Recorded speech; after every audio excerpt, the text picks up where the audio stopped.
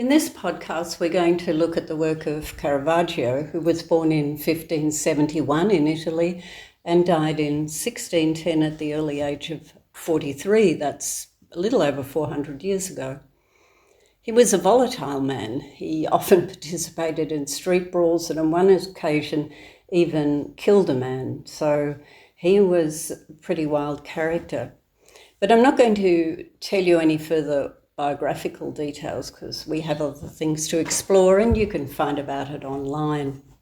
He was renowned for extreme realism, exaggerated gestures, as you can see in this painting, Supper in Emmaus, and use of chiaroscuro, which, if you don't know, is simply extreme contrast between light and dark. You can see here the whites are really white and the blacks are really black. You can't see all the details of the painting. He wasn't popular with contemporaries for that reason because they thought it was vulgar. Well, pardon my vulgarity, but I love it. It brings a painting to life in a way that is quite extraordinary. In this painting, the card sharps, that passionate nature comes through. His talent for colour, light and form is up there with the very best. And this is the card sharps painted when he was in his early 20s. And Supper in Emmaus, you saw just before, was painted later in his life, a few years before his death. So let's have a look at how Caravaggio too didn't always get it right. And you might think I'm nitpicking when you hear what I have to say, but please don't mistake analysis for criticism. I attended a wonderful exhibition of his work in Melbourne, Australia, about 30 years ago, and his work is so powerful and engaging. I loved every moment of it and felt privileged to have the opportunity to spend time with these compelling works. So the purpose of the conversation isn't to criticize and destroy, but to learn something about how illusion is used in art to create realism, space, and form by looking at what doesn't work and why. And instead of just doing demonstrations for you, it's much more fun to look at the works of real and famous artists, to look at what's really happening. So this painting of Narcissus was in that exhibition I saw, and my first response to it was just a jaw-dropping wow. When you see the real painting, it's so powerful. And so I stayed to spend time with it, and suddenly I noticed something that so disturbed me that I couldn't look at the painting in the same way. But I don't want to spoil it for you because when I look at the painting again now, the original joy has come back. But let me just show you what hasn't worked in the painting, and then I will tell you what does work, because that is really what it's all about. There are reasons why famous artists are famous, and we all get it wrong sometime. But just study the painting and have a look at his right arm, in other words, to your left on the screen. Just have a look at this arm. Well, actually, for a moment, if you've got your phone handy or something dark, just cover that arm up, because you'll see this beautiful shape here. It just works really, really well. There's a little bit of a problem with the legs here, but we won't go into that. And the neck area to me looks slightly too long, but really if you cover up his right arm, this is just so beautiful. So let's get to this right arm and see what the problem was for me. You may be able to see it yourself straight away. This hand is in front of his leg. It's adjacent to the left hand. They're approximately in the same position in the painting. This arm goes straight up. Now, if that arm were to go straight up, given that his shoulder is here, it would have to keep going up. In other words, for the painting to make sense, his shoulder would have to be here. But he hasn't painted it that way, because if you go from the left shoulder, where the arrow is, and progress across, you can see that this shoulder is meant to be in front, and this one is meant to be behind, further back in the painting, which means indeed his right arm would have to come from there. And you only have to stand in front of a mirror and you will see if you sat in that position, if your arm came forward here, then it couldn't possibly be vertical like that. And what I think might have happened, he did use live models, and perhaps the model posed a number of times. And if you're an artist, you'll know when you do a life drawing model and you have to reset the pose, things often get lost. And in this case, it's the arm. Now, if you look at the distance from the edge of the neck to the shoulder, and imagine the other side of the neck, given this distance here, is probably behind where his ear is, then you have to add this to that point, and it would take you roughly here. In other words, the edge of his vest would have to be here, and then beyond that would have to be the sleeve. See how it puffs out? It would have to puff out on the other side. So perhaps he neglected to put the sleeve in there. Now, I would imagine if he did that deliberately, it's for artistic reasons, because if he had the white of the sleeve up here on the edge of the painting, it would take your eye straight up this arm and across there. And instead, because it's dark here, your eye comes to the face. We have the light sleeve here, the face, the light sleeve here. So this darkness here holds the face in place, but at the same time, it upsets the form of the body. It doesn't look right. And of course, this arm, if you look here, it actually looks, because of where the hand is, it looks as if it's in front of his face. Well, he wouldn't be able to have his arm vertically in front of his face. And there's one more thing to look at, and that is the length of the arm from here to here, which is reasonably straight. If it would be to be repeated on the right-hand side, you can see that this length is far too short from wherever the shoulder might be. This area from the shoulder to the elbow is too short if you compare it to this one. So it may simply have been that if he pulled the whole arm over just a little bit this way, it would have made more sense. And it may even have made for a more powerful painting when you think about it. Now let's look at what's beautiful about this painting. Well, the form, the first thing apart from the chiaroscuro and the exaggerated gestures, and if you have a look at his face, how beautifully it's painted, you really feel as if he's not just looking, but totally hypnotized in his reflection in the water. The world doesn't exist. Look at the strength in his arms. It's almost, you can see he's totally transfixed. How magical is that? The other thing that stands out to me with Caravaggio is the form, in other words, the design of the painting. And I'll explain it to you, and then I'll show a little geometric diagram I did to help you to see what's going on. This line, this what we call the horizon line, any parallel line in a painting can be called a horizon line. If you have a look at the distance from there to there, we have approximate a proportion of 3 units to 2 units, that is 3 to 2. In other words, the golden ratio or the proportions of Fibonacci spiral.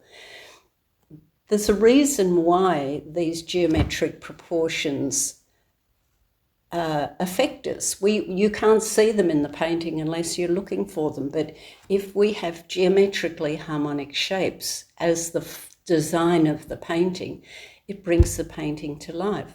The other thing is, well, in view of the geometric shapes, the head is approximately, it's in what we call the sweet spot. A sweet spot is if you divide the top of the canvas by 3 and come down a third of the way into the canvas, you can see that it goes through his face. Likewise, if you take roughly a third of the canvas, which should be about here, and come across, you can see that the head is in what we call that sweet spot. Anything around this section, or over here to the right, or down the bottom to the right, any of those corners we call sweet spots, and that's where the head is. The other thing is, I don't know if you can see it, but there is a geometric layout, and there's also this archway. There's a semicircle. Again, a beautiful geometric semicircle, which in the reflection becomes the full circle. The symbol of eternity, the symbol of infinity is the circle, and there it is in this painting. And of course it is a painting about a mythological subject. Let me show you the geometric drawing I did. And here we have, I'm sorry I can't juxtapose them together, but I can explain it to you.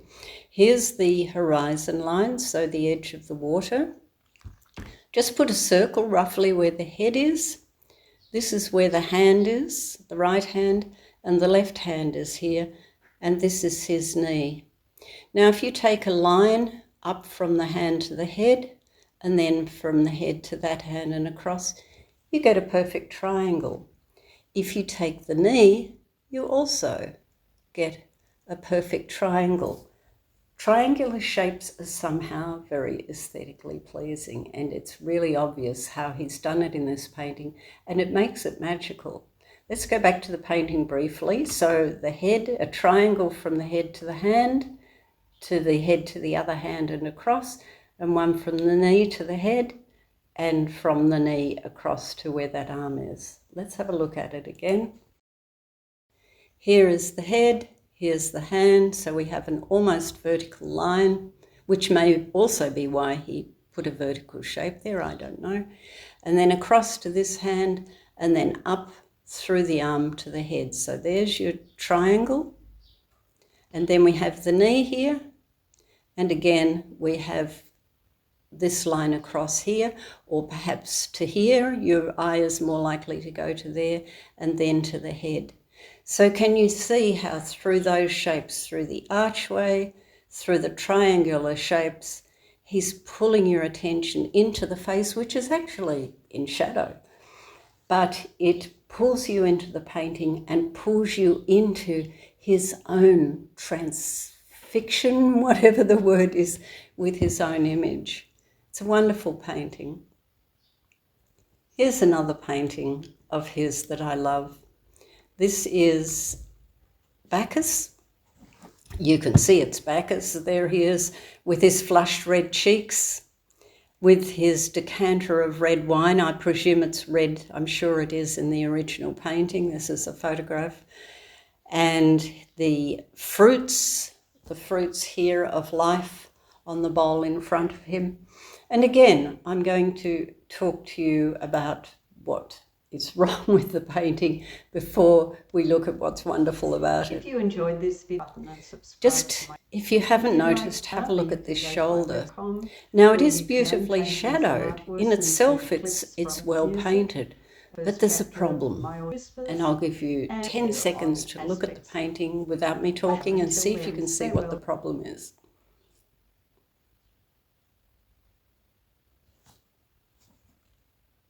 Can you see the problem? See this area here? This is looking down on the shoulder. If we look at the left shoulder, we're not looking down on it. If we're looking down on that shoulder, given that our shoulders are parallel, we should also be looking down on this shoulder. Something's happened with the way the model was sitting when he did it. If we were looking at it at that angle, then this arm would need to be even more foreshortened than it is. And then there's another problem. If it's foreshortened, this muscle at the back would need to actually curve around here, not go down into this muscle. Can you see how it's actually cutting into that muscle? That shape here is cutting off the muscle. If this were to make sense, and this back muscle here is going up to his neck, whereas it should actually be leading up behind his shoulder. So he somehow, when it comes to painting arms, he seems to get it wrong. Maybe he leaves them till the last minute. Maybe that's what he did. But this whole arm, this hand would need to be higher up if that shoulder were to be forward. But this shoulder, you would need to be able to at least see the top of the shoulder. But here you can even see his back. We're looking as if from up in the sky behind us at this area. And another small thing, and this is just a small thing, but normally the width of your hand is wider than the width of the arm when it's lying flat like that. In this image, this is wider than this. And in aerial perspective, you would actually have to make this area definitively smaller than that because you're looking back into the distance. So I would suggest the line really should, can you see what I'm doing? This line here, if this were removed and this shoulder blade and this area were not shaded, in other words, if it were flat, instead of having this shadow here, it would make more sense because you wouldn't be looking on top of it, you'd be looking up towards the shoulder. And if that were the case, then this line would need to be not there. There would only be the slightest shadow here. And this line would need to come down here gently, come around the muscle, and then instead of coming, it probably would come to the elbow, but either the elbow would be here and this line would come down like this, or if it were like that, this would have to come and this muscle would have to come over here. And yet I stand back and look at this painting and I love it. I think it's a wonderful painting. What do I love about it? What can you see in it? I'm going to talk about the form again. Remember the triangular shapes. So let's start with that. And then we'll come back to the painting and look at why I love the painting itself. Here's the head with his lovely flushed red cheeks. And we have an angle down to the elbow. And then from the elbow through the arm to this hand, and then back again to the head. It's not an exact triangle, that's not how it works, but you see it's intended to be a triangle. And that may be partly why he's got the shadow there, to lead your eye down. You see, he may have given up correct form in the interests of the general form of the painting. There's that triangle. Here's another triangle. Here we have the lovely glass of red wine. If we take a line down through this dark, looks like a ribbon, and down to the wine decanter, and then across to fruits and up, we have another triangle. If we look at the background over here, we have this shape coming down, down, down, down, and the white, but in shade, is picked up down here. So again, we have a line coming down across the painting, across this way, and up to the top. So again, we have another triangle. It's full of triangular shapes. Here's the shape at the back of the white sheet he's sitting on. Remember I said that you could see it at this end of the picture, but slightly paler. And then we have this line going up from the elbow to the head. This is roughly where his head is here. And then this line going down to the left hand and then back up to the right hand again. And then we have another triangle behind that, again going from the head, this time all the way down to the wine decanter and then across to the fruits and then up to the head again. So we have three really clear triangles in the painting. Let's go back to the painting again and see what I mean. Again, there's this triangle here, this one down to the wine decanter and across, and this one here. What do I love about the painting? Look at how the colours in the grapevines, they're obviously green and not freshly picked. Here's a reddish tinted one, it's a dying leaf, and look how beautifully it picks the colours, picks up the colour of his flushed red cheeks. And also is down the bottom here in the fruit bowl. You can see he's picked up that same luscious red, and of course it's reflected in the wine and in the wine in the decanter. And then have a look at the green of the leaves. This green, in fact, is more of the complement to red. People, if you think that green is the complement to red, that's not correct. There's a very, very pale, it's almost this colour over here to the left above the wine decanter. That's almost the green that is a complement to red. And again, the green is picked up here. The hand is slightly flushed. This hand is slightly flushed. So here we go, this another triangle. I've just discovered another triangle between the hand and the face and the other hand. They're the same colour. Do you see how it draws you into the picture? We have this lovely curved shape, almost like an archway. He seems to like archway shapes, doesn't he? That holds you into the picture. And again, the eye is taken to this luscious collection on the top of his head, but it's not dominated by it because the eye immediately comes down to the face. All of the lines lead up to the face, and yet it also takes you down in that triangular pattern to explore the whole body. It's just a beautiful painting. Thank you for joining me. Until next time, stay well, stay blessed.